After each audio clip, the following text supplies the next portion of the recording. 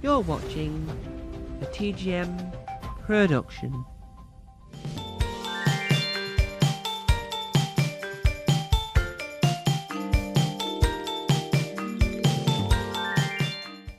Hello and welcome back to Tom Mason the Interviews. Yes, we are back doing more interviews, and if you want to see more interviews from me, there'll be more interviews down the pipeline, which ignore a pipe or a line. Now, today's interview is a cracking one. It's in a list of interviews, and if you've seen my interviews in the past, that generate things from my past as in a few years ago. Well, it's probably more than 10 years past. Yeah, I've been more than 10 years past. So we shall crack on before I get confused by maths. My guest today is best known for the brilliant Little Howard Big Question is the one and only Howard Reed. Good morning, evening, day. Yes. So we shall start at the very beginning because Julie Andrews once said it was a good place to start, and so far she's not been wrong. How did you get into the industry I like to call media? I started out as a stand-up, just doing straight stand-up. I did that at uni. I made a sixth form. I made sort of comedy sketches with my mate Sheridan, and we filmed some of them. And then at uni, I did a radio show on the student radio station and started doing stand-up and emceed my local gig. I then left uni and moved to London to start gigging as a stand-up. And then I started animating on the side in the sort of late 90s, early noughties, when people were starting to make sort of content for online before YouTube and stuff. So it's with Flash animation. And that sort of took off and people bought lots of my little stupid shorts that I made. And then I started weaving my animation into my stand-up, and that's how Big Howard, Little Howard came about. So if you can see, Little Howard is in various cardboard forms behind me. And we did those on the Edinburgh Fringe, for 4 or 5 years before anyone said maybe you should do this for kids, because kids keep on turning up to it. And I was dead against it. I had not for kids on my poster one year in Edinburgh, and not for effing kids on another year. And eventually I went, I don't know, do it for kids. And almost immediately I got a TV show and toured. So yeah, was always struggled to tour it for adult audiences, because adults thought it was a kid's show because it had a cartoon boy in it. Yeah. It's almost like everyone else knew what my career should be before I did. And so we did that. We ended up doing the Royal Variety performance, and we did 3 series of Little Howard's Big Question. Since then I've been my main job is writing for animation and kids TV. Yeah, and you mentioned there using animation, and the style of animation is so unique because there isn't much of that animation knocking about. But It's rubbish animation. That's what it's really badly done animation. It's better than what I can do. Okay. Which I like to think it's naive. So I'm rubbish at drawing, but I'm quite good at animating. So my drawings are crap, but I'm quite good at bringing them to life. Yeah, that's my But then I work with proper animators who could do all of it, and I go, well, why didn't I just leave it to you? Yeah, and with the recent news, or the recent confusing news, shall we say, of Adobe Animate disappearing and not disappearing, but not updating, but then will update. Do you think that sort of will damage the industry from your point of view as having a passion and a skill for animation? Do you think losing Adobe Animate will damage the industry? Well, I think the worst thing that happened was when they stopped making Flash Player and stopped allowing you to create Flash animations online, which was basically because Apple didn't want it, because it affected the App Store. And that was when it really went because with Little Howard, Little Howard was all made in Flash. There was lots of interactive stuff, and particularly when doing a kids show, having stuff where kids can interact with the screen, it meant I could perform all of my shows on really not great laptops, because SWF files, which is a Flash file, were tiny, and they used vector graphics, which meant it was such a great program. and now they stopped it working online, and so now you can make websites in Flash, but you have to do it through HTML5, and it's rubbish. Yeah. And it's all rastered, and you can see the pixels, whereas it used to be completely smooth. However much you zoomed in and out, and that was when it went. It's still a great, but the thing is, Flash 6 was the best version of Flash, and they haven't really improved it since. Yeah, everything they've added to it. So it's still, the fact that it still functions and you can still use it and you can still make programs. I'm writing on a show at the moment which is mostly animated in Adobe Animate. Yeah. But yeah, the real sad thing was because it was a proper, so you could animate straight to your own website. You didn't have to go through YouTube. You could create your own stuff. You could post it anywhere you wanted.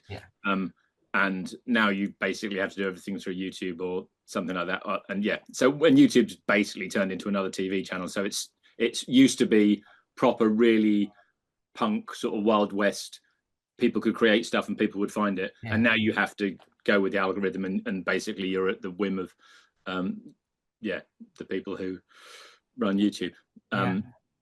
So it's like, it was a real lovely democratization. It was a moment when loads of people, I'm working with lots of people who started off as Flash animators in that at that time, like a guy called Joel Veach, who was rathergood.com, who's now making brilliant animations and TV shows. And yeah, lots of other people like that. Who sort of cut their teeth on Flash animation. And it was that's my It still does work though. So like, because I can't animate anything else, so I can still subscribe to Adobe if I want to make some animations. And when this announcement came out, and I don't know whether or not this is true, and I don't know if it's just someone trying to get sympathy for their for the cause, but they had put online that their animated school, the school's not animated, but the school for animators, I don't know, art school, I don't know what you would call it, right? But that's beside the point. But the point is that they said that their teacher had only ever taught them animate, and now they're really annoyed because now they can't use any other software. And I do think that sort of proves a point that Adobe is more valuable than even Adobe. I think it's just daft for Adobe, because like all they need to pay is a couple of guys to keep the because the main thing they've stopped is the support, and people still use it. It's still a great thing. As an animation tool, it's really lovely. Why not? It just makes you look bad. Like, why give all the work to everyone else and basically do an announcement that you're we're rubbish now, bye. Like, it's there. You don't need to change it. You just need to and one of the problems was that they were constantly updating it with all the different things, and it never made it any better. It just made it work with different computers. And basically work towards a subscriber model, whereas it used to be you'd buy a DVD of it and you had it and it was yours, but now you have to pay for it for the rest of your life.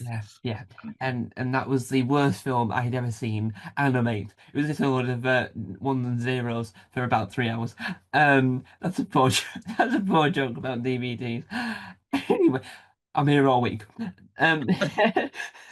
Anyway, so when you're because of how it works, when you're doing stuff like the Broad Variety Performance, or I can't remember what the TV channel was called, but other TV appearances where you've got to utilize the animated character for the benefit of the situation. How is it? Is it sort of harder for you because you've got to like script it? So Broad Variety is probably more straightforward because that's more of a, it can be edited, you can script it all. But they don't edit it though; it goes out as live. I mean, I think if I said something horrific about the Queen and shot someone, they probably would have edited that out. But it turns out they don't edit out.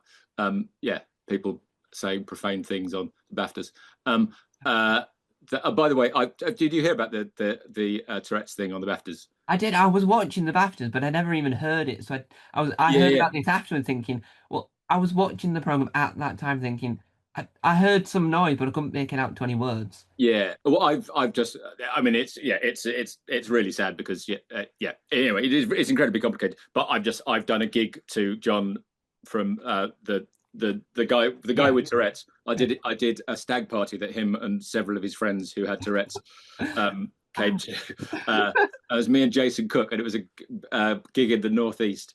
And Jason, who's a lovely man, who makes various sort of comedy murder shows on telly. And he's basically delightful. He sort of went, okay, this could be tricky. We've got a stag do. And stag do's in general are quite often hard work in a comedy gig. A stag do, all of whom have Tourette's. And that he said, we'll give it a go. Like usually they take a bond off a stag do, like they take a chunk of money, which if they behave, they get back at the end of the night. And they said, we're not going to take a bond. We're going to give this a go. If it works, it works. If it doesn't, it doesn't. And we'll part company. And I was on first, and basically their subconscious heckled me all the way through. I just got loads of like they couldn't stop heckling because they all had Tourette's, and it was brilliant and lovely and beautifully inclusive because the entire audience were going, let's give this a go. We know, everyone knows what's going on. We know what their issue is. But yeah, I didn't get a joke out. It was just all doing put downs to people's tics. Yeah. Not even people's tics heckling me. Yeah. And some of them were very funny.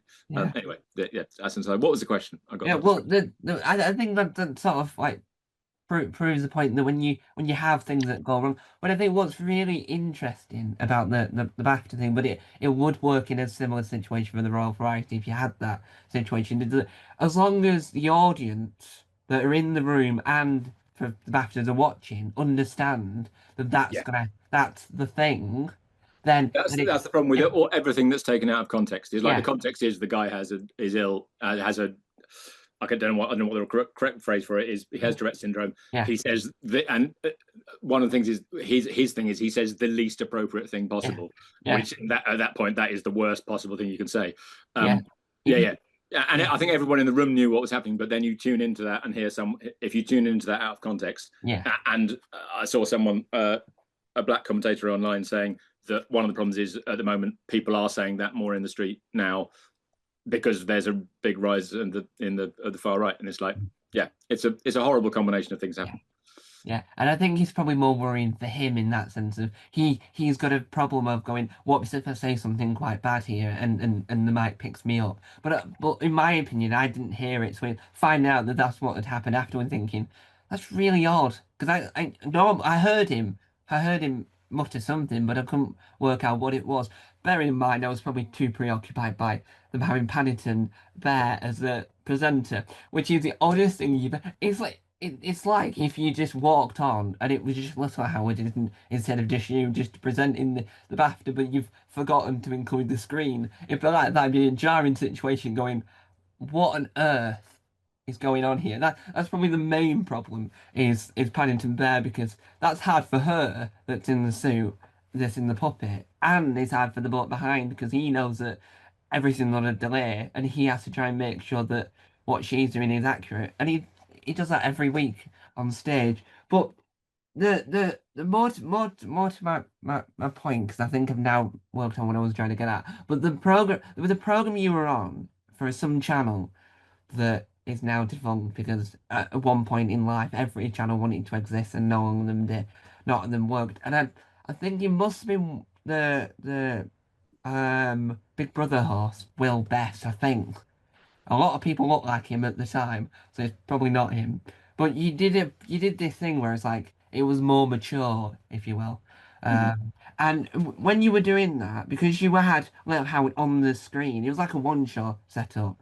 So you were on one side. We did like this morning a couple of times. Yeah, but it was this, I don't know what it was on some channel that the title of it sounds slightly inappropriate, but the content of the channel isn't inappropriate at all. It's not Loose Lips, is it? I can't remember, which is quite bad of me, but is it Nuts TV? No, that's it. Yeah. Yeah. That'd be bad for people that are allergic to nuts. They can't watch that channel. Another bad joke. But when you were doing something like that, was that sort of harder because you can't predict what they're going to say unless they've got it written down to the. So sometimes we'd script those, and sometimes it was just they cut to me and I did the thing and I was doing. But sometimes they had to ask the questions in the right order. Yeah. When I did this morning, they were really good. They cut around because basically they haven't got time to learn my script. Yeah. but they cut around the presenters reading, so they would check their cue cards. So they cut to me and Little Howard while the presenters checked their cue cards Yeah. to know what the next question they had to write. Because if they didn't ask the next question in the right place, it didn't work because Little Howard was going to say what he was going to say anyway. Yeah. So those all of those we did as live. We only did those in one take. It's really hard, and that's one of the reasons I don't do it quite so much. But also, it's a really, really labor-intensive way of doing comedy. I've been a stand-up for 20 years. Plus, and I can just turn up and talk into a mic, and it's less interesting and less inventive. But it's much easier for me. Well, so when you watch programs like the BBC New Comedy Award and you get variety of acts, what's interesting is when you have three that are storytelling type comedians, and then you get your alternatives. And that, I think that's what worked really well for you, is that you weren't in the same brackets as all these other comedians, so that you had this unique selling point. So the one I can think of at the moment is Frankie Monroe, who's this sort of weird bloke from Rotherham that a portal to hell. And he put baby powder on his face and it went in his eye, and that was the gravest mistake he's ever made in his life. But it was funny. So his pain was comedy. But that's unique, and that's the way the comedy needs to move on. You can have your Josh Widdicombe's and all those people that are excellent, but once you've got 20 of those, you want variety. And I think that's what works. Do you think that that's what worked for you because you knew that you weren't like anyone in your I don't think it's the correct word, but your school year, if you will. I'm going to use that analogy. But in your sort of bracket, when you started, X amount of people were also that generation, is a better word. Do you think that helped you stand out in the crowd? Yeah, definitely. And as also I was never very good at sitting down and writing stand-up jokes. I'm better at writing something. If I've got a story, I can write it in a story, or I'll come up with a stupid idea for a cartoon, but it'll be an entirely different world to the stand-up thing. And so basically my first show was all my short animations intersected with and all my stand-up was incredibly bitty. I would sing songs about semi-exotic vegetables. And I've got quite a few songs that I just think of an idea for. My brain just goes all over the place. And so I fire off loads of stupid different ideas. And so actually I used to do that as stand-up, but my stand-up would, like, if you got a comedy savvy crowd who loved comedy and had seen people like Harry Hill, because I was very much like Harry Hill, that sort of all over the place, it would be fine. But if you played a room full of drunk people who'd never seen much comedy, they would just be really confused. There was no through line of because a really good slick stand-up establishes who they are at the beginning of the show, and all their jokes follow on from that. So the audience know where that comic voice is coming from. My comic voice was coming from all over the place, and I was really confusing people. So having a cartoon, having a structure and a visual structure to bring all this weird stuff together, really worked. And also just doing something that no one else was doing was really good. But also the other problem with that was, after I'd been doing it for a while, the reviews started going, he's just doing this. I mean, it's really good, but he's just doing the same thing. It's like, so's Jason Manford, just doing the same thing, but he's just doing it brilliantly, and I hope I'm doing it. So it definitely opened loads of opportunities, and also allowed me to make my own cartoons and create my own things. The best thing about online animation, going back to Flash, is that you can create your own little TV show in its entirety and be in total control of it, which is a lovely thing to be able to do.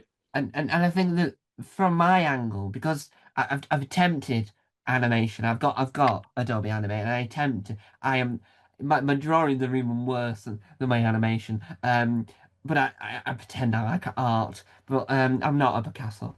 But I think that for YouTube, for me, I attempt to try and create things that are not your bog standard YouTube. What you think YouTube is, right? I try and attempt to make TV shows in myself. Not always, doesn't always work. But it's that type of thing where I use it as a platform to go, well, if I have my own TV show, this is what I want to attempt to make. It might not look brilliant, but eventually I'll be able to make it as brilliant as I want to. But this is a playing ground. But jumping slightly forward, one of the things that you worked on that is yet to air but will air, and will probably have the wrong audience completely because the people that are probably more excited for this are probably people my age, slightly above, and probably a year younger, um, rather than the target audience of toddlers and babies. But and you probably know what the correct word for it, but what was it like writing an episode? And I would call it a revival due to the fact that there's enough returning characters to seem like a revival. But you might be able to Just educate worked out why. what you're talking about. Sorry. Why you be able to No, you be able to educate me why it might be more of a reboot than a revival. But what's it like working on the beautiful? Because I've been to the place itself. The beautiful, the extraordinary Balamori. well, it was lovely. Yeah, it's yeah, because I my kids are now my eldest kids at uni, Yeah. and so when it was first on, my kids watched Balamori, Yeah. and I fancy Josie Jump. There, I'm saying it. Um, Well, which uh, version? Which version? One or two? There's two versions of Jonesy oh, I Jump. don't know. Oh, I don't know. Um, uh, uh, yeah. So the a lot of the original cast is in it. I don't know how much I'm allowed to say. Yeah, But I mean, we all know that Miss Hooley is in it. yeah, And yeah, and yeah, it was really lovely. yeah, And it's a sort of preschool animation show that I haven't really written a lot of because I mainly write animation yeah, and I mainly write for older. But they were really keen to make it as funny as possible. So they got me and a couple of other uh, yeah, and a couple of other sort of yeah, comedy writers to sort of try yeah, out a thing. And yeah, I've got a fun episode involving a plant, which I can't telling anything more than that. But yeah, it's really lovely. It's really interesting doing that sort of yeah, that reboot sort of thing because the target audience have because it's preschool. yeah, Like there have been probably about 20 different target or like that the yeah, generation of a target audience like kids watch preschool until they're what 4 yeah. and so it's been off it's about 15 years since they first made it, I think, maybe Yeah. more, possibly 20, Well, yeah, I think it is 20 because then because I think my kids might have watched repeats rather than watched it when it first yeah, went out. yeah. And so there's 4 divided by 20 is 5, no, oh god, those maths. So Yeah, like like a generation of like a generation is like do you know what I mean about the generation yeah, of yeah, someone that watches yeah, thing yeah. like Yeah, the it's quite number of people confusing. there'll be every 4 years the people watching CBBS will be entirely different, Yeah. the kids at least, the parents not. So the weird the target audience won't have nostalgia for that at all because they Yeah. didn't know it existed because they were 20 years unborn.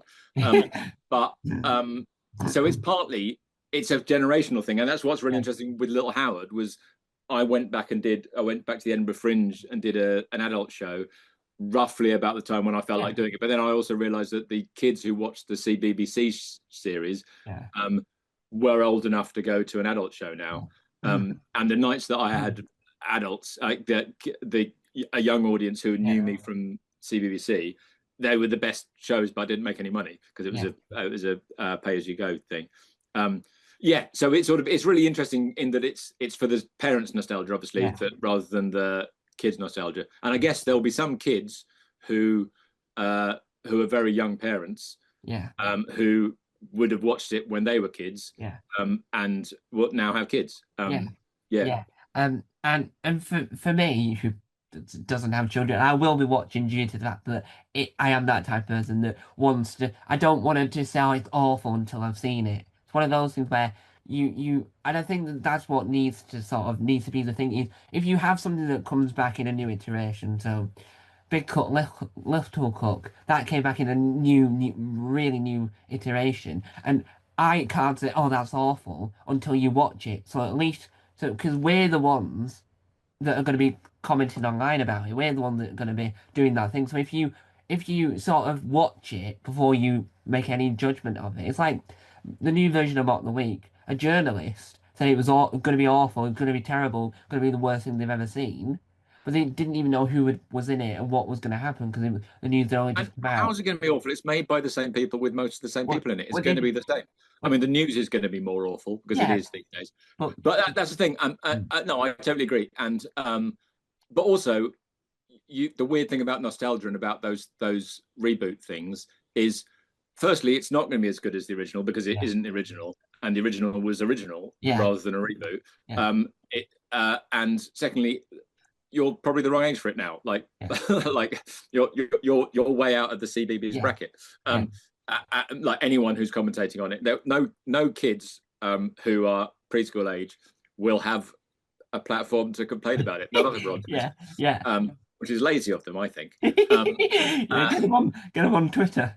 Yeah. That would be a good start to their emotional lives. Yeah, exactly. But I think it is, because I watched a few of the originals. Yeah. And the pace of telly has really, and I don't think it's an attention span thing. Yeah. I think it's I mean, the original episodes were half an hour long, and they don't make preschool shows apart from like the Christmas specials that are over 11 minutes long these days.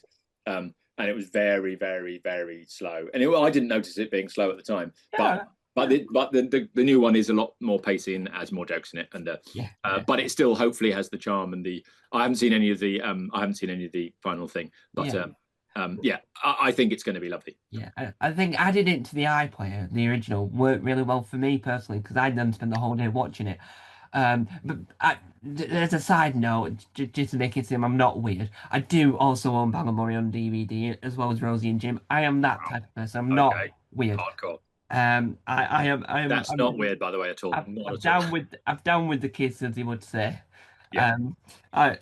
Anyway, but what I think is just interesting about Balamory is that you don't know how popular it is until you sort of see the outside world. And I don't know if you know this, but there's a program where Greg, I'm not Headforth, I'm pronouncing his last name wrong, from Still Game, the very tall bloke from Still Game, he's married, if you didn't know this, to the woman that plays Miss Hooley.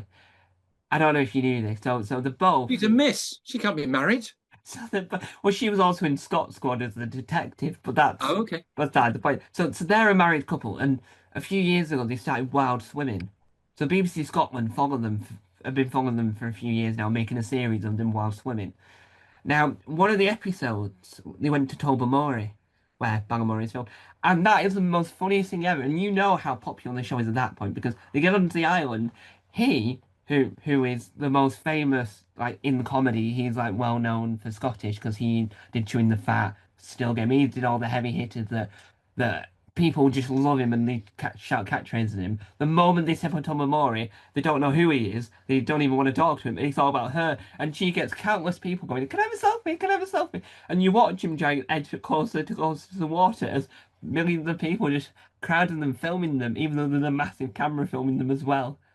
And it shows how popular the show is. So the point I'm making here is that it showcases that I didn't realise Balamory was that popular still until she landed on that island, and I watched as like everyone that lives there were just crowding around and going, photo, Balamory, woo. And it just shows how popular it is. And do you think you've noticed that there might be some pressure when you're writing an episode because you know that has such a popular fan base, not just with kids that are my age or younger, but also the parents that were fans of it. It is. I mean, but anything you write on is basically the channel is the people who tell you what you can and can't say. So you want to do a good job. You don't want to kill Balamory. You don't want to be the guy that did that. Like, I liked all of those episodes, but that one that Howard wrote, I'm cancelling Balamory now. It is a pressure, and but I also wrote on like the reboot of Danger Mouse, which was as a kid was my like, and still is one of my favorite cartoons ever, and probably is one of the reasons I got into animation. And that was a really big pressure because that was me. Like Balamory was my kids. And whereas Danger Mouse was my sort of passion. And so with Balamory you don't want to mess it up for my kids' generation and the next generation, but with Danger Mouse, I didn't want to mess it up for me. I didn't want to do a rubbish version of my favorite show. And you mentioned their Danger Mouse. The only issue I had with the reboot of Danger Mouse was the fact that they included Count Duckula into Danger Mouse. It meant that they couldn't reboot Count Duckula as a separate entity because Ah, I not would have true. I would have loved a Count Duckula theme tune in the Danger Mouse rebooted style because it is still an epic theme tune. Well, firstly, Count Dracula was a spin-off of Danger Mouse originally. Oh Count yeah, Dracula in the originals, he was a character in Danger Mouse, and there's an ongoing attempt for a long time to reboot Count Dracula, yeah, because in the States, because the Americans were involved in Danger Mouse reboot. yeah. Um, in the States, Count Dracula was more popular than Danger Mouse. So Wow. the pressure for Count Dracula reboot is actually stronger than the pressure for the Danger Mouse reboot. Wow. So I go to quite a lot of animation conferences and stuff like that, pitching ideas about. And there's big stands Yeah. with So there's a big company that owns the rights to Yeah. that, and he's trying to make it. So you may one day still get your. And at one point, I got a call saying, "Do you want to come and write on a reboot of Count Dracula?" Yeah. And it didn't yet. But animation funding is really complicated, and you have to basically sell it to like 4 or 5 different countries before you can make it these days. And so there's lots of things. Like I'm working on lots of shows at the moment that are just waiting for the last bit of funding to get the green light to be made. So yeah, you may one day get your reboot. Yeah, and because I just think that and this just shows the type of person I am. It's one of those theme tunes that once you hear it once, you're never gonna forget it because obviously it's in that style. You don't get that much anymore with theme tunes. So Danger Mouse, the reboot, was probably its last ditch attempt to create a theme tune that still reminiscent of its old time. But keep because theme tunes now are just disappearing because people pressing skip intro, which is I think is horrific. Um, and I think it's the worst thing possible because the theme tunes are incredible. And on my machine, I have a Stream Deck type thing. I have a currently 9 hour compilation of TV theme tunes. Um, Wow. it's currently it's so long that Adobe will no longer allow me to sort of translate it into words so I can find the theme tune them after to add other theme tunes into it.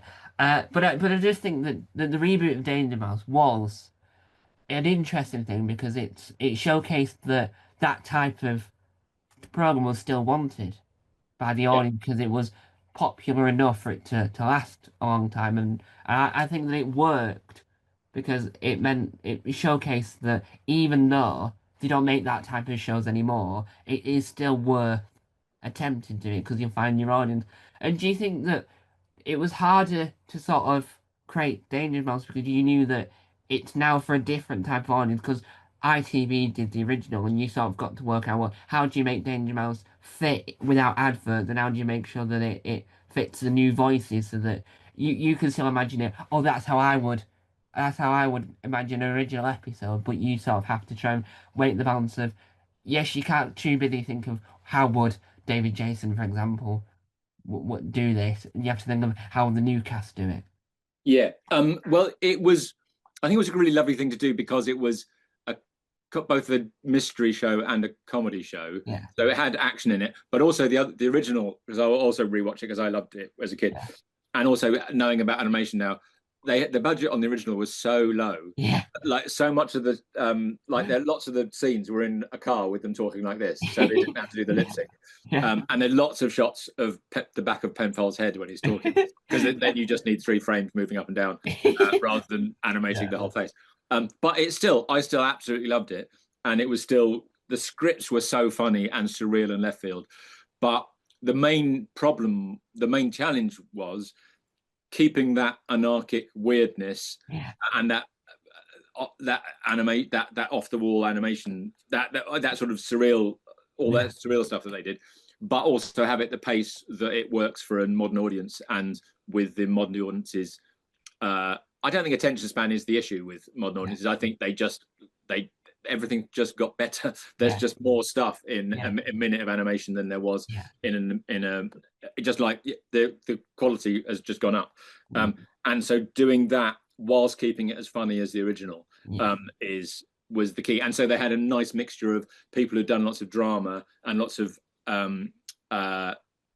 so it had to have a really strong emotional story, Yeah. but it also had idiots like me who would just come up with ridiculous characters and Yeah. stupid ideas. Yeah. And I think they got the balance of that quite quite right. And it had about two or three series. I think it did. I think, yeah. Yeah. Yeah. Yeah.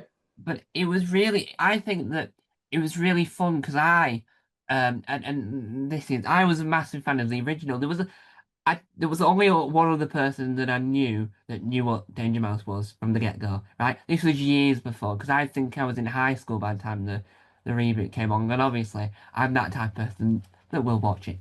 But I think it's one of those things that showcased that silliness is still at the forefront, and what it proves to me is that Danger Mouse was a lot better than whatever the live action Canadian sort of imitator was of the Odd Squad that wasn't very odd or a squad, but it proves that Danger Mouse was still triumphant because it showcases that you can do silly, but you can also do a good mystery rather than have someone say, "Oh look, it's a giant tortoise. Oh no, he's making everything into eights. Let's divide it." And they're all Canadian children that have sort of tried to solve this maths related conundrum, and they're not allowed to tell anyone that they're part of the odd squad.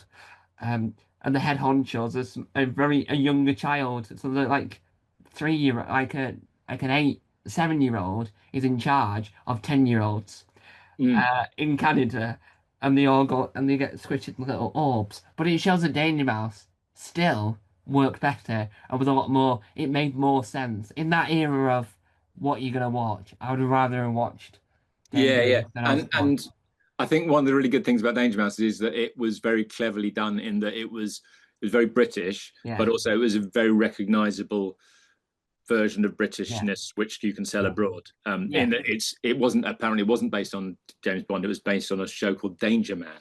yes, Um, yeah, but it basically is James Bond, yeah.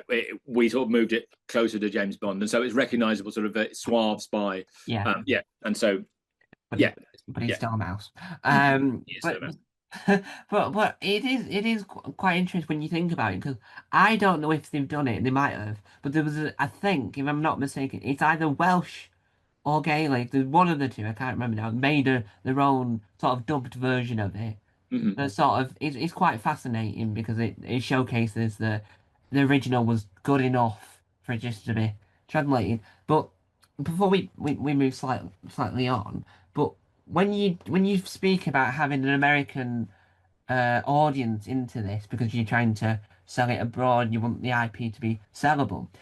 I don't know if you know this, but when you look at the other, let's call it a revival because that's what they call it, of the Clangers with Michael Palin as the voice, even though Michael Palin is an internationally known person, right? Because the Monty Python is quite well known stateside, they swapped out Palin for William Shatner. Mm. So William Shatner did the American voice of the guy. The episodes weren't any different. It was just Michael Palin was kidnapped and William Shatner was beamed in, uh, pun intended. Uh, and so, do you think that that sort of is what kids' TV is now? You're making it, in your opinion, for that audience in Britain, but you also have to think, well, if it was going on to an American platform, would Yeah, this still work, or would it be too niche? Like Paddington works universally because it's about his values rather than the location he's in. He could be yeah. in Dubai. Well, he probably wouldn't have the same values, but he could be in Dubai and have similar values. But But it's also recognizable. Like the first two Paddington films are yeah, very, very London. They're all, especially the second one, is full of London landmarks. yeah, Um, and it's about the recognizable. It's very British, and it's yeah, it's a version of Britain that everyone's aware of. Um, and but the thing is, with like the Clangers, one of the reasons that non-verbal cartoons work so well, like Mr. yeah, Bean, for example, is that you can sell it anywhere because there's no one, you don't have to redub it. yeah. And if you've got a narrator, you only have to redub the narrator because I don't imagine they redub the Like, I Yeah. don't. Yeah, can you do that in an American accent? But I think one of the Yeah. things is that we're very used to consuming a lot of American shows, but America isn't used to consuming a lot of. They're not used to hearing other people's accents Yeah. on their television at Yeah. all. I did some shows in New York when Little Howard was just for adults, and I had a. They just are totally thrown. If there's a reference they don't get, they are thrown by it completely. Yeah. I had two jokes in a row, one of which was about Sue Pollard, which I foolishly didn't change, and the next one was about Elliot Gould, Oh yeah. and who was a New Yorker. And no one laughed. The Elliot Gould joke was a better joke, and I only did this once. I basically went home and re-recorded and reanimated everything for the next show. Because you could see the audience going, "Who's Sue Pollard?" And they just like, whereas if we got a reference to an obscure American actor, we go, "I don't know who that is." Next, because we're just used to things not being tailored exactly for us. Whereas America, because they've got the biggest entertainment, or they've always had the biggest entertainment industry in the world, they're used to everything being tailored to them. So I think probably the Clangers wouldn't have done as well. I don't know how well it did. The reboot wouldn't have done as well had it been Michael Palin's voice, because you've got people tuning in and go, I can't understand how this guy speaks. And also that is a very good bit of casting. Shatner doing a thing about space mice. Spaceman doing a space program. But that's the joy of non-verbal stuff, is you can really easily reversion it very cheaply to sell it abroad. And so one of the things you've also worked on that I think is quite fascinating in its timeline, and I've mentioned this before in interviews, but it's a timeline of because obviously and I'm mainly talking about puppets here, because puppets are easily remade to a sense of, if you've got the same designers, they can easily mock up another, or in every instance anyway, you make 10 different versions because one version might break, or you might need to chuck water on one, so you might need a dry version for the next bit. So when it came to doing I'm gonna say like a UK sort of like spin-off of Sesame Street, do you think that you had sort of the issue of you couldn't do anything for the characters that might have been I haven't done the Furchester Hotel is what we're talking about. and might get altered, because when you have so all the videos I saw when I went back and watched all the promotion stuff, you've got Cookie Monster talking about the fact that he's off to Britain, he's got a cousin called Biscuit Monster, but at the same time, Cookie Monster was still in Sesame Street, because obviously the two were different, and Elmo was talking on Good Morning Britain about working at the Furchester Hotel, but at the same time, he was walking around calling Big Bird names. Um, uh, so that's famous beef between those two. Like rap battle. Yeah. So do you think that it was harder for you to work on working on this, because you had to sort of think, well, you don't want to tread on anyone's toes stateside because you're making a different show, but you sort of have to make it in the same universe, because obviously some characters come over, and Gonga has moved from the Furchester Hotel to the streets of Sesame. So Gonga was just a way of, there was a thing that happened in the show where Gonga gonged the gong, and it was just a format point. He wasn't a character to start off with. He was just a puppet. But he's, during the creation of Furchester, his character sort of evolved. Like when Gonga wasn't in any of my episodes because he wasn't a character that had a voice or a personality initially, and in other episodes he sort of span off and did that. So the showrunner of Furchester was an American writer who worked on Sesame Street for years, and so you had to get everything through Sesame Street and their educational consultant, but they were also very keen to make it a British show. But also the reason we were all there was because we got to write jokes for Cookie Monster and Elmo. You wanted to. And the rule with writing for Cookie Monster is Cookie Monster must eat a cookie in every episode. And you just have to find the funniest way in that story of him deciding to eat a cookie. And that was just, it was so much fun. but again, because it's preschool, the audience don't necessarily the audience that it's aimed at don't necessarily know who Elmo is, Yeah. because I don't know if Sesame Street was shown here at the time on any mainstream channel. No, It it may have been wasn't. on Channel 4 still. No, it wasn't, because years later, Cartoonito then started airing it for like 3 years and then stopped. So that was Yeah. like years later. That was like, I don't know, about 8 years ago from now, and it was way after Furchester had been and gone. Yeah, but so again, the classic characters were there for the parents, Yeah. and for us. So we got to write Cookie Monster, eat cookie, yum nom nom. And yeah, so you didn't really have to. You have to. Those were the two characters that were set in stone, and you had to. The way that Elmo speaks is very. There are lots of rules for the way Elmo speaks. Like he's personal pronouns and things like that. He then I can't remember exactly what the rules are, but I was writing it with my friend Chris Jantner, who we wrote a lot together, and we came up with the loveliest joke in that there was a character called Clive, and I made an animation of it for one of my adult shows, and it was based on the fact that he can't say you, he has to say Tom. He can't say me, he has to say Elmo. And there was a character called Dr. Repeat That, which meant that everybody repeated everything. So basically, Elmo couldn't say you; he had to say "Doctor, repeat that." And when anyone said "Doctor, repeat that," the characters all started repeating things. And so Doctor, repeat that is about to introduce himself to Elmo, and he thinks twice about it after an entire scene of everyone saying "Doctor, repeat that, Doctor, repeat that, Doctor, repeat that." And he says, "My name's Doctor, repeat that, but you can call me Clive." And so later on he goes, and this didn't air because it was just too complicated for preschoolers. But so there's a scene where everyone's looking for Doctor, repeat that, and all the other characters are shouting Doctor, repeat that, and Elmo is just shouting Clive.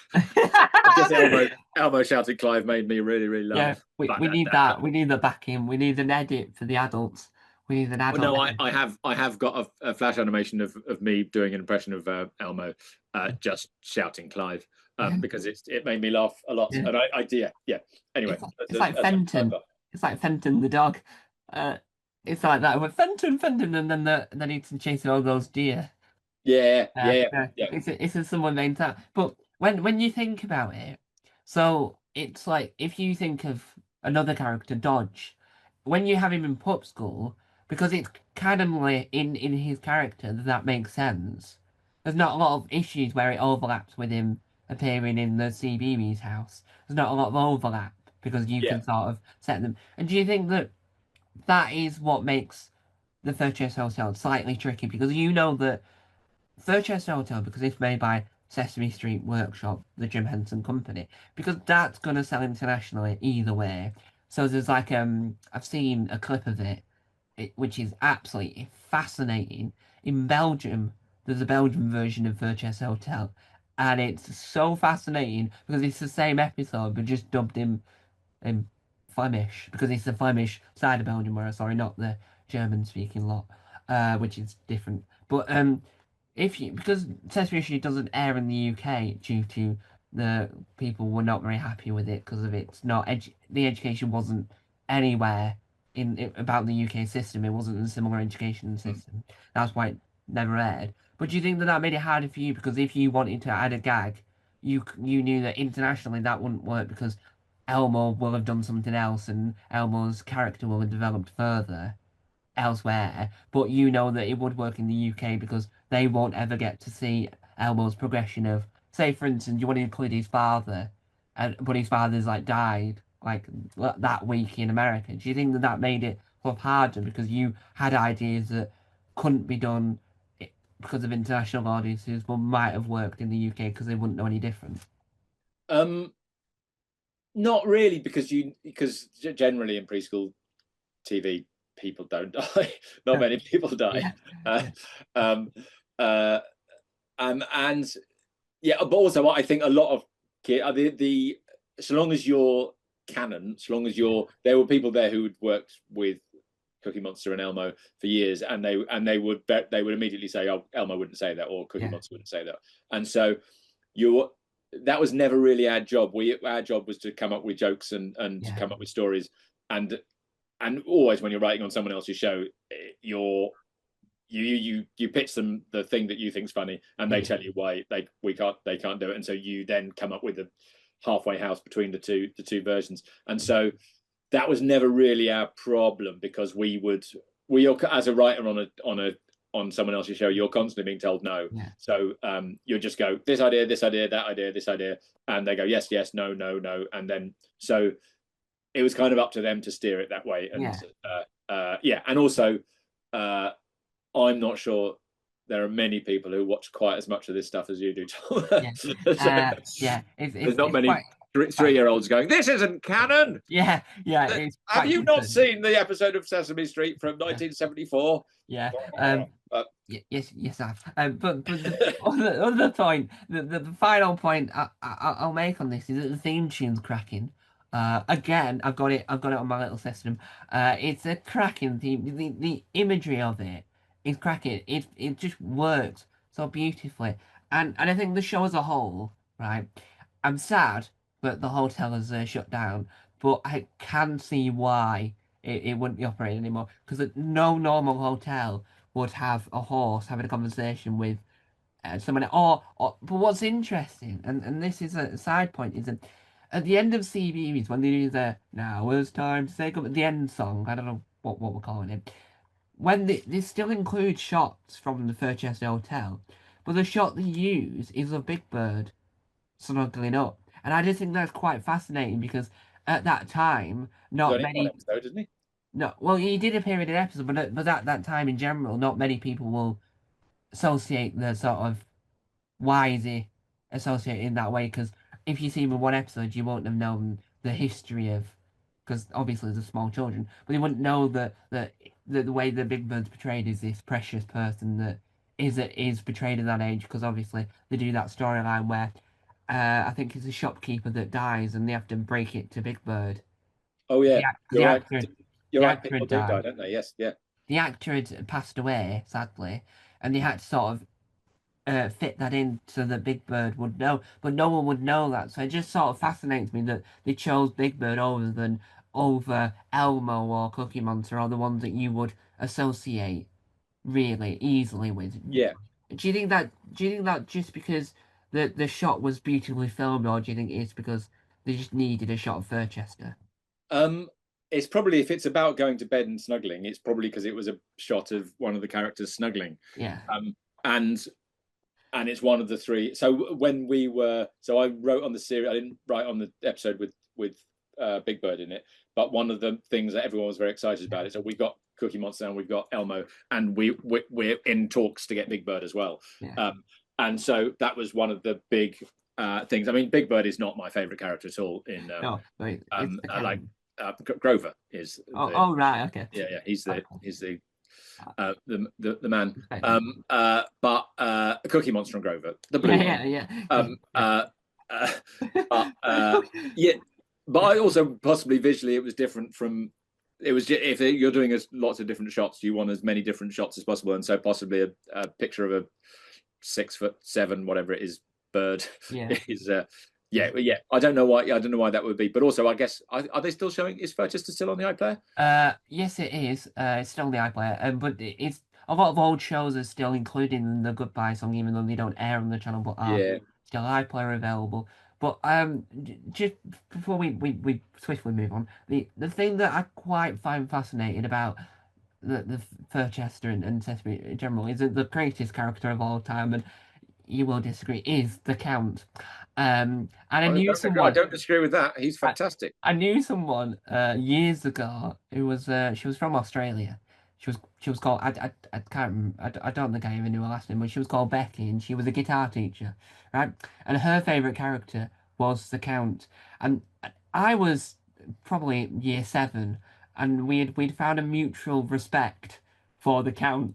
I've never been in a situation where you're in a guitar lesson discussing the Count from Sesame Street, where she's years older than me. and I can't remember how old she was at the time. And I do think that that showcases how popular Sesame Street is. Because I had that Xbox game on the Xbox, and I never used to play it. I used to just watch it because a lot of them were scenes from Sesame Street. And you Mm. and you could join in where Elmo says, "Are you up? Get up!" And you had that Connect thing where you used to. Elmo wouldn't say, "Are you up?" And then had some, he wanted you to join in because it was on the Connect and in the game you're on the mini screen because you've got the He said Connect he said thing. you because of course he couldn't say your actual name. Did you have to? Oh, Oh no, he said, not "You canon. get up, you, yes, you're But you." Elmo can't say you. He would have to say Tom. And so it's one of those things where he was sort of what he was sort of he was playing and you would watch it. And instead of you actually playing the game, you would just watch all the sketches because eventually the Xbox would say, "You're not playing this game anymore. Here's a load of classic clips from Sesame Street's history." And you used to sit there watching them instead of playing the game. But moving on to something that's sort of I mean, it's in the same realm of where we've been discussing, so it's revivals or spin-offs. But one of the things that's fascinating, and it's only fascinating because of it seemed I come out of the blue. That's my that's my impersonation of coming out of the blue. Um, but what was it like working on the really, really popular, still now, Horrible Histories? Because that was sort of a, if you want to talk about the perfect ending for a perfect TV show, Horrible Histories when the original cast said, "Let's call it quits," was the greatest ending ever. But bringing it back is really interesting because it is who made that decision, who was the one that went, "We should bring it back," and then spoil what was a great ending. But because of how beloved it was and still is, was there, and I know I've asked a few people this, but for you personally, was there a pressure to say you need to make this as beloved as what the original Horrible Histories was? Yeah. uh, yeah, and it's still living up to the current cast is really great. Yeah, Like Richard David Kane and Tom, what's his face, yeah, uh, and brilliant man. yeah, and I can't remember. Mine's blanks and everybody's names. It's really it is genuinely great, but it is really hard to live up to the original cast. Yeah, Partly because on the iPlayer, the original cast is still on the thumbnail yeah, most of the time. So it's like, yeah, it is really hard, but it's sort of, yeah, there's a complicated history as to why it stopped and why it restarted. Basically, half the people involved said, "We've done this, tick. We finished. We want to move on to other things." yeah, And the company who owned it eventually went, "No, I think we should do some more," and so they carried on with a yeah, different team, with a slightly different team. There's still some people in the same team who were on the previous team, but it makes sense because also those sketches do date to a certain extent, and also history changes, yeah, and people's readings of history change. And also, it's a really great educational show. And if you can keep yeah, coming up with new stuff and yeah, adding to that, because the amount of episodes of Horrible Histories that's on iPlayer now is staggering. yeah, And hopefully, they're all the same quality of humor. Uh, yeah, and yeah, also in a world where people are making less and less things, if they want to carry on making new versions of the same thing, then great, because yeah, it keeps people like me employed. yeah, And also it has recreated it for the next generation. It's still enormously popular. It's yeah, probably not as popular as it was originally, because partly because it originally went out on BBC One, yeah, when CBBC was part of the main channel. So you could accidentally watch it as an adult, yeah, by just turning on and discovering it, which is the problem with separating all the channels out, is you don't get that universal audience yeah, yeah, because people don't just carry on watching after the news or whatever it is that was yeah, on before it. yeah, Um, so yeah, I think it's great that it's carried on, and yeah, and now Horrible Science is second series of that is in the works as well. Yeah, and what's lovely about Horrible Histories is, right, as a writer for kids telly, you can get away with so much more. yeah, Partly because it's got the word horrible in it, and secondly because it's educational, and it yeah, genuinely is educational. The uptick in people studying history at degree level has gone, like, and it basically, as soon as Horrible History started, you can see the graph go up. yeah, Um, and so it's genuinely one of the funniest kids shows on television because they allow a different level or different. We're allowed to push the envelope a lot more because it's educational, and so fewer people will complain about a fart joke on Horrible Histories because it's educational and they can see their kid laughing and engaging with something educational because it's got a fart joke in it. Whereas you don't. The same isn't true of a non-educational show, and so it's kind of the perfect crime in kids telly. And also in a world where kids are watching less linear telly, something you can break up into sketches and put on YouTube and watch individually in order to draw people into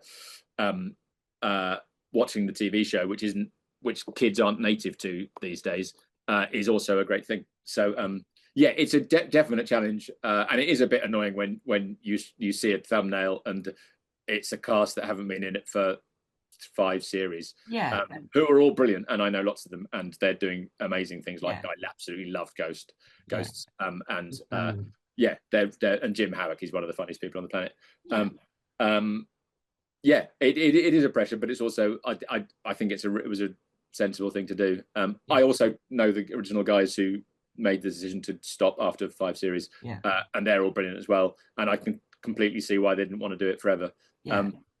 And I think the ending song for the original was really good, and I do think that I can understand why it returned. I think Jim Howitt doing a few stints in Series 6 and Rowan Atkinson popping in to be Henry VIII worked really well to draw people in, because it made me go, actually, I might give this a chance to go, well, it might not be directly for me, but I'm not a million miles away from that target audience when it came back.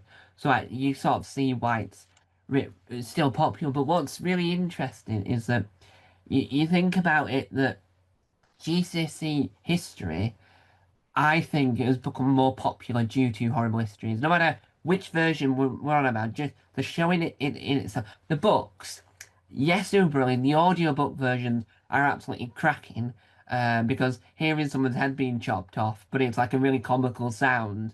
It's rather than, or Terry Deary trying to tell a story and someone walking in saying that isn't how it happened, and then I'm in an argument and you just hear the door slam several times because Terry Deary's not having it, and starts fighting with this bloke, or he's on a tour of Stonehenge, and he's the one jamming up saying, "That's wrong, that's factually inaccurate," and then he tries to correct the facts. It's quite comical. So any version of Horrible Histories, including the ITV animated one, but we won't go there, for several reasons. But I think that it's sort of helped the educational system. So whereas Sesame Street has helped the educational system in America because they're educators, having Horrible Histories both educational with science historians and having comedy with experts and well-versed comedy writers such as yourself sort of helps it to say, yes, it's an excellent show. But it means that when I was in my last years of high school, I would walk past history classes and they'd be there watching Horrible Histories. And I hear stories of one that says, I chose to do GCSE history just so I can sit there and watch endless hours of Horrible Histories. And BBC Three, I don't know if you know this, are now airing the newer series of Horrible Histories on I the didn't know that. channel. Oh, cool. Yeah. So it goes Deadly 60, SpongeBob SquarePants, The Traitor's Island, The Apprentice, RuPaul's Drag Race, Horrible Histories Series 1, and Horrible Histories Series 6 in a given evening. Yeah. So you can pretend you're a grown up by watching BBC Three to watch SpongeBob and then see a new episode of Horrible Histories you might have never seen before. Yeah, but also a lot of kids, a lot of Generation Z, are they? So my daughter, for example, watches loads of like her favorite sitcoms. She double screens and watches. Yeah. So there's there's a whole generation of people who sort of comfort watch a lot of shows like that. So it's a really great thing to do. And also going back to my point of when, like, my show in Horrible Histories was on the main channel when it was a terrestrial channel, it allows for that multi-layer viewing thing. And again, with what I said about what you can get away with, it makes it more entertaining for adults because you're putting in more jokes for more different audiences because they let you.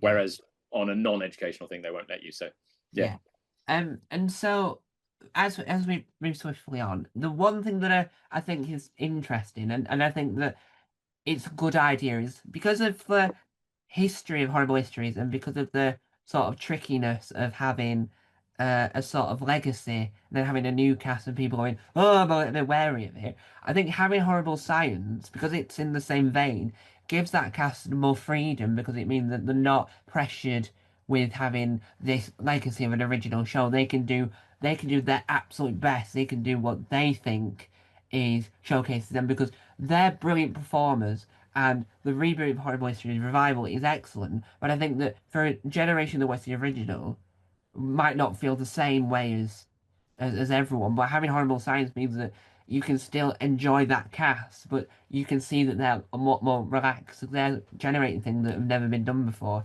The yeah, original Horrible Science on CITV wasn't great. It wasn't really the most incredible thing ever. It's good, but it wasn't what I would expect something with the word horrible as a title. So I think Horrible Science works so well because it's their putting their first stamp on it. Do you think that's why it has been a success enough to get a second series? Because it says we're doing something, no one has done this before. Yes, you might think someone dressed up as an atom is quite impossible, but we've done it. And do you think that that's why Horrible Science will be the next big thing for the Horrible franchise? Because of the fact that even though it's different but not written by Terry Deary, but it's still the sort of format of it, and it's going to have that fandom and love because the fans of the original are going to go, well, I really loved Horrible Histories, let's watch Horrible Science because I saw the first series and absolutely adored it. I watched it all in one day because it was that brilliant. cool, lovely. Yeah, I think it's definitely great for the cast to be able to have their own thing. I think they're equally brilliant in both Horrible Histories and Horrible Science. It's and what's lovely about writing for both is that if you write a good joke, it's going to be delivered well. It's going to be the people who edit the scripts are going to make it funnier. The actors are going to make it funnier. The editors are going to make it funnier. The directors are going to make it funnier. The sets, everything on that show is just when you get to every time get to go to sets, get on set, go on set, and watch it being filmed. Yeah. And it's just a joy because everyone they work so hard and everyone on it is on at the top of their game. Yeah, I think that's a very good point. But also the other thing you're saying about the Horrible Histories is that for the current kids who are CBBC age, Yeah. this cast is their cast. Yeah. That the original cast isn't the OG. Like it's the OG, the goats, whatever it is. I don't know. It's like for kids who are watching it now, they're discovering it with the current cast, Yeah. and they're looking back and going, "Oh, who are these guys? Oh, that's also good." So going forward, I think the generation who are watching it now won't have the hang-ups that we have. Yeah. That's the only thing. But yeah, as long as there are really great people making it, and it'll be great. And as long as they don't reduce the main problem is that the budget is always reduced every single year for all telly of all sorts, and at some point it's going to get to the point where they can't make it. That's the fault of how the BBC's funded rather than BBC. But they're still making a really great show, even though they're making it on less money than they have made it for. And I think one of the best bits from the first series of Horrible Science, because I think that it's hard to do sort of, because I've never really been a science man. I'm not Bill Nye the Science Guy. No, no, no.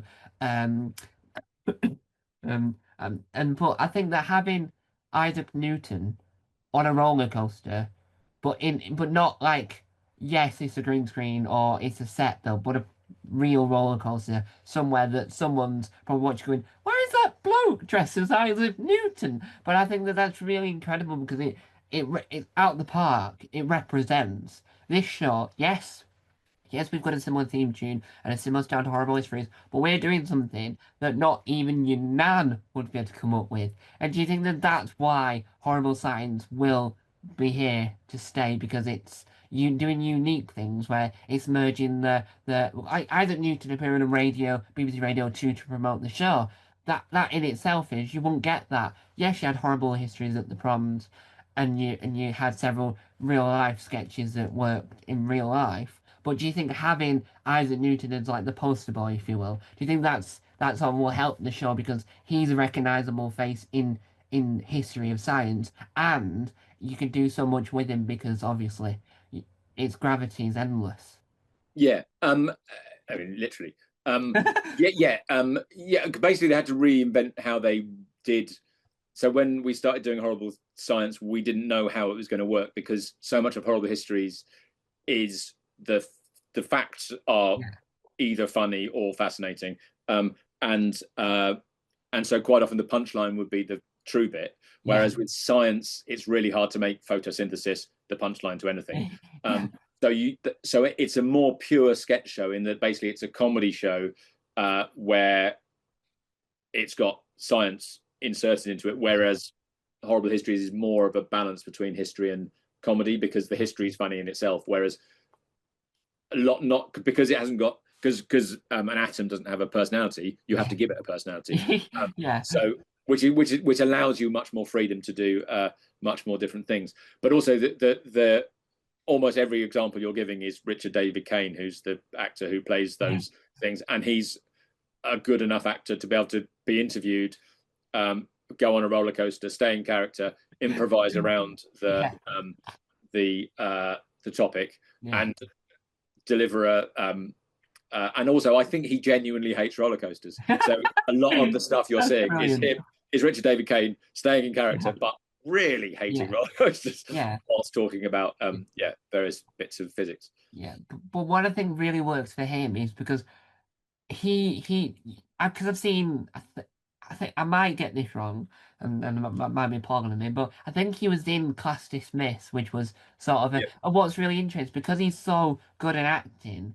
I sort of was in believement that he really was doing this because it was in Class Dismiss, and he was in the BBC Three pilot that should have gone to series where they all went where the main kids from the first series of Class Dismiss went off to college. Um, Okay. Cool. and he appeared in that as the same character as he appeared in Class Dismissed. But I think that he showcases that he can do anything because really I assumed that that was really him, him as Alex Newton doing that. Not he'd forgotten he was supposed to be acting and really was portraying the way he was meant to. But I think that it showcases that even though Kids TV might not be as incredible as it once was due to the budgets and due to a lot more imports, it still showcases that we can still create homegrown talent that will be in 10 years' time. You'll have people saying, "Oh, I remember watching a Horrible Signs." You'll have that because of the longevity of it and because of how well it's performed. And do you think that that's going to be good for the British ecosystem in children's sort of sketch comedy? Yeah, I mean, one of the nice things is that there are more sketch shows being made. It's been a very long time so currently I'm writing on a sketch show at the moment Yeah, um, that's new and going to go be on one of the main channels, and that's lovely. But it's taken a very long time for people to realise how great sketch comedy is, yeah, because there haven't been sketch comedy for years, and it took people like Mitchell and Webb, like they finally got a reboot. yeah, Um, um, yeah, I think it's great that very few new things are being commissioned at the moment, because yeah, partly because there's the money in kids television isn't great currently, partly because of government underfunding. yeah, But so the fact that things like Horrible Histories and Horrible Science are sort of still rolling on and still creating really great stuff. But the danger is that ends up being the only thing we make, which is also sad. But yeah. also, if there's nothing else, it's lovely to write on Horrible Histories and Horrible Science. Yeah. And so as we come towards the end of this interview and we do the perfect, right, this never happens, but perfect full circle moment. One of the things we mentioned at the very beginning and has been staring us with one singular eye during the entire of this interview, which is the only time I can ever use that analogy. Where did the concept for one of, because at that time there's a list of 20 that are in the greatest CBC shows of all time. this one makes more sense than Roy. Trying to explain that to someone that's never seen Roy before, I got 4 questions going, how is that possible? I said, I don't know, don't ask me. I generally don't know. It just was. But where did the concept for Little Howard's Big Questions come from? And why do you think that it was so popular enough that people are still remembering it to this day? Um, yeah, that's lovely to hear that people do. So the concept came from I had a development deal with Tiger Aspect to make an adult version of Little Howard Yeah. for telly, and that they tried and it didn't work out. And so I then got approached whilst that was happening. I got approached by the BBC to create a Little Howard show, and I said I couldn't do it because it was owned by Tiger Aspect. Yeah. And then so I made a pilot called Sailor to Heaven, which still I think is a great. It's about a 9-year-old boy who, due to a terrible administrative error, is put in an old people's home, which I still think is a great show. That'd be brilliant. And we made I animated it myself, sadly, and I animated it very badly.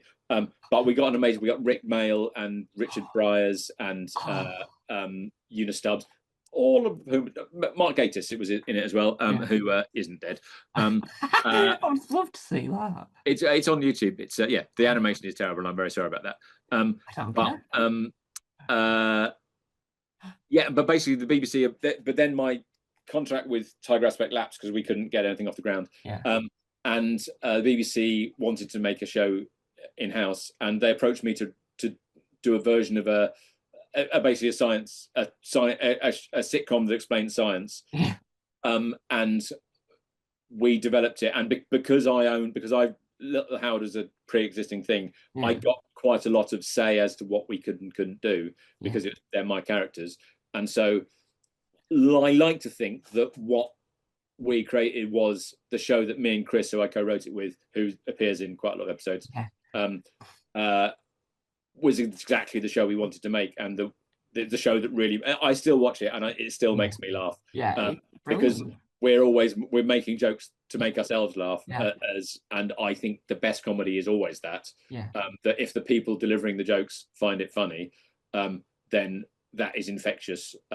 And because we wrote it and we're in it, and so it's the least inclusive and least diverse show in the world, because it's basically every single character is an iteration of the same straight white man, for which I apologize, but at the time no one pointed it out, because I voiced all the characters and I was the lead animator on it, and so it was very much me and Chris and what we wanted it to be, and we had to fit it into what the BBC wanted it to be, and it had to be educational as well.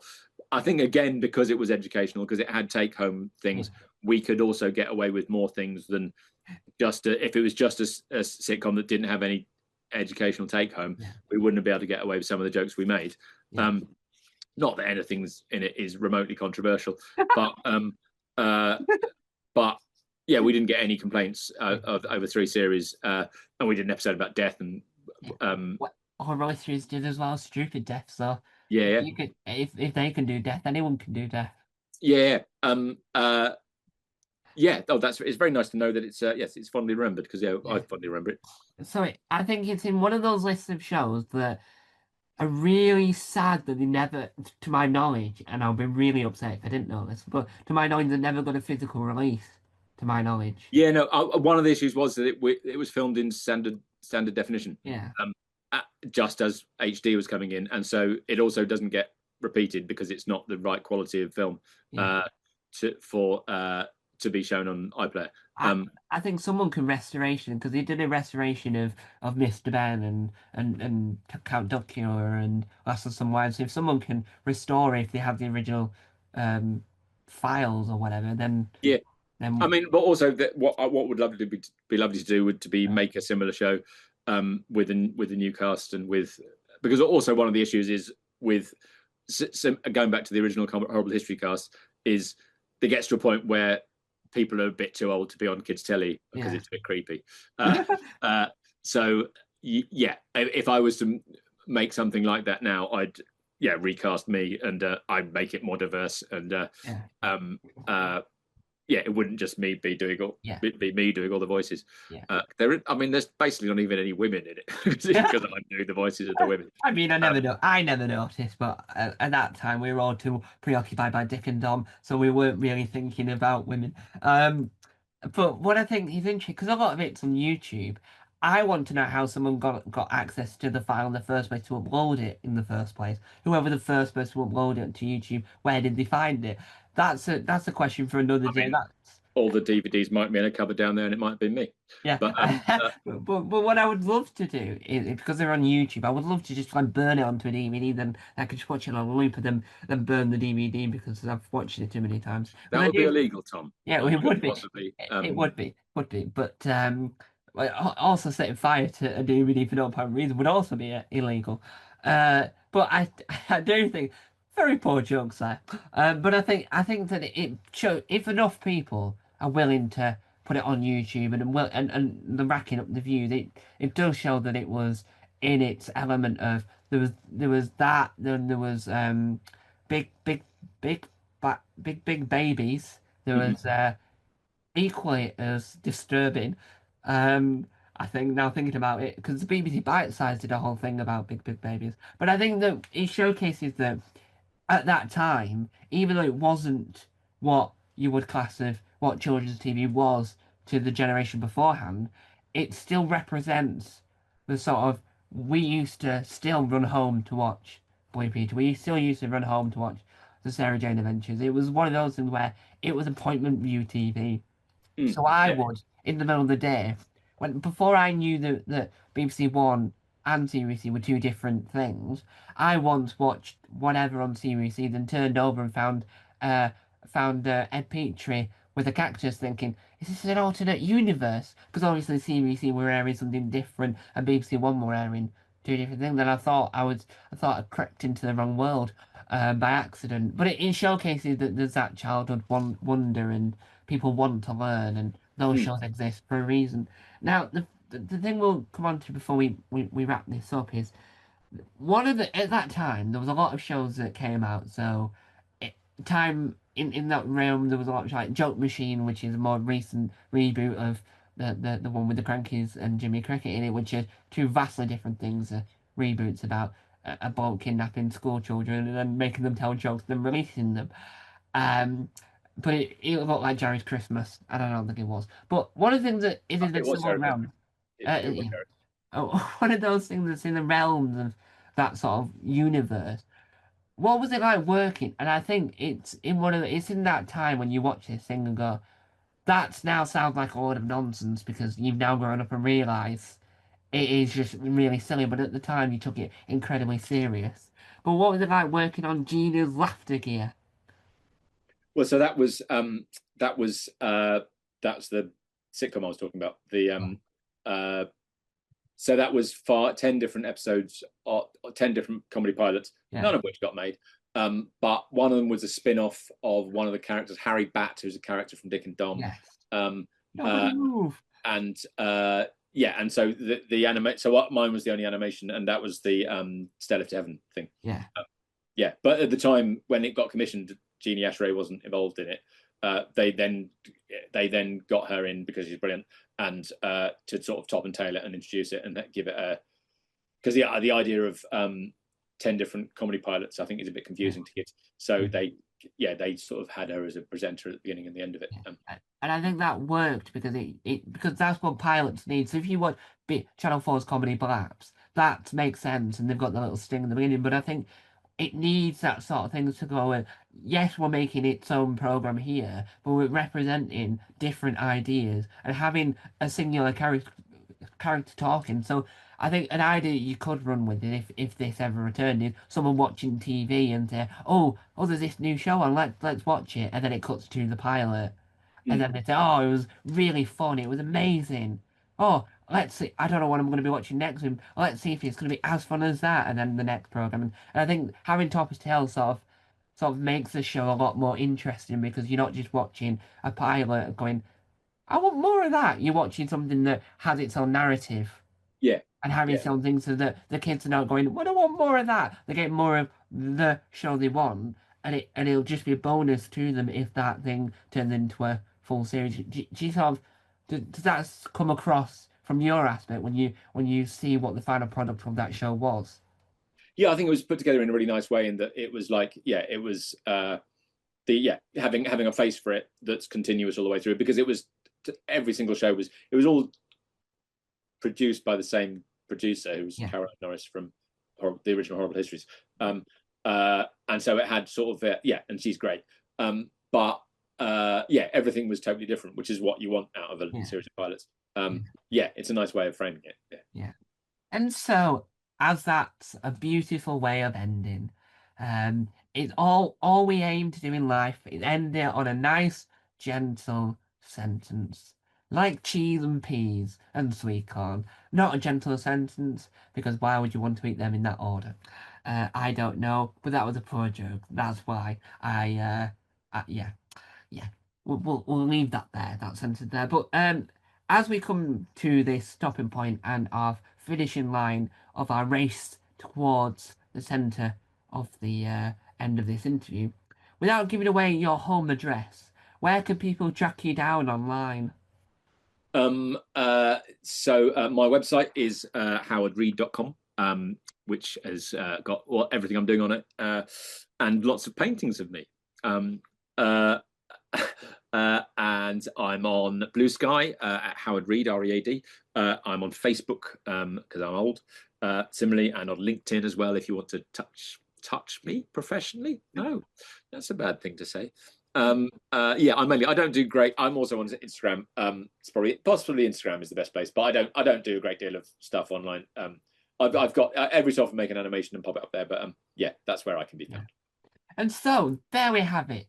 And if you've been keeping up with my interviews, that's another checklist on me on interviewing people from my childhood. That it is in the checklist along with Ed Petrie, we said, and the cast of Rainbow, because ironically, the cast of Rainbow is someone else. Malcolm Lord played Bungle and George, and then Ronald Judy did Zippy. So the cast were just meeting two people.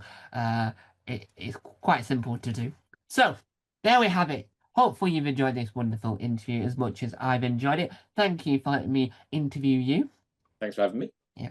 And thank you guys for watching. And remember, no, I've forgotten.